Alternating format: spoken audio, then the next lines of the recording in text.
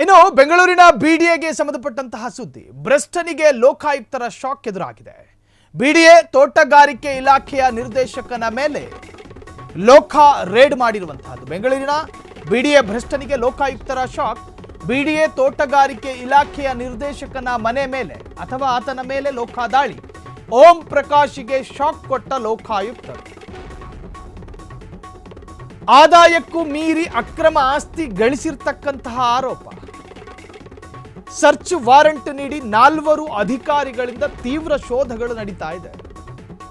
BDA ಬಿಬಿಎಂಪಿಯಲ್ಲಿ Om Prakash ಭಾರಿ ಭ್ರಷ್ಟಾಚಾರ, ಅದರ ಆರೋಪ ಮಾತ್ರ ಅಲ್ಲ, ಅದರ ವಾಸನೆ ದಟ್ಟವಾಗಿ ಹರಡಿತ್ತು. ಕಳೆದ 8 ವರ್ಷದಿಂದಲೂ ಬಿಡಿಎನಲ್ಲಿ ಠಿಕಾಣಿ ಹೂಡಿದ್ದಂತಹ ಓಂ ಪ್ರಕಾಶ್ 10 ವರ್ಷಗಳ ಕಾಲ ಬಿಬಿಎಂಪಿಯಲ್ಲಿದ್ದ ಓಂ ಪ್ರಕಾಶ್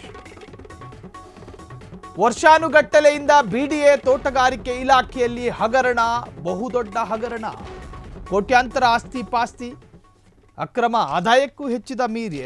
ಆದಾಯಕ್ಕೂ ಮೀರಿದ ಆಸ್ತಿಯನ್ನು ಗಳಿಸಿದ್ರೆ ನಾವು ಸಂಪಾದಿಸುವಂತಹ ಪ್ರತಿ ಆಸ್ತಿ, ಪ್ರತಿ ಸಂಪತ್ತು, ಆದಾಯದ ಮೂಲ ನಮಗೆ ಇಚ್ಛೆ ಬಂದಂಗೇನು ಇರೋದಕ್ಕಾಗಲ್ಲ. ಕಾನೂನಿದ್ದಾವೆ.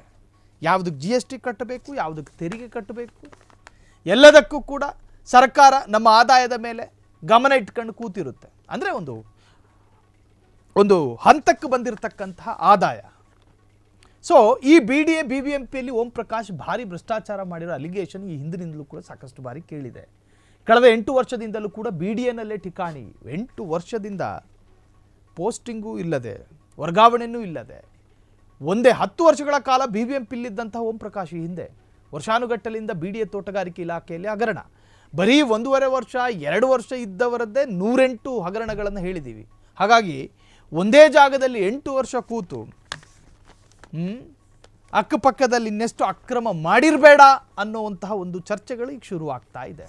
ಗುತ್ತಿಗೆದಾರರ ಬಳಿ ಭಾರಿ ಕಮಿಷನ್ ಪಡಿತಿದ್ದಂಥ ಆರೋಪ, ಹೀಗೆ ಸಾಕಷ್ಟು ಆರೋಪಗಳ ಆಧಾರದ ಮೇಲೆ ಖಚಿತ ಮಾಹಿತಿ ಆಧಾರದಲ್ಲಿ ಲೋಕಾಯುಕ್ತರು ದಾಳಿ ಮಾಡಿ ಸಂಬಂಧಪಟ್ಟಂತಹ ದಾಖಲೆಗಳನ್ನು ಪರಿಶೀಲನೆಗೆ ಒಳಪಡಿಸಿದ್ದಾರೆ. ಕ್ಷಣ ಕ್ಷಣದ ಸುದ್ದಿಗಳಿಗಾಗಿ ಫ್ರೀಡಂ ಟಿವಿ ಸಬ್ಸ್ಕ್ರೈಬ್ ಮಾಡಿ, ಲೈಕ್ ಮಾಡಿ ಹಾಗೂ ಫಾಲೋ ಮಾಡಿ.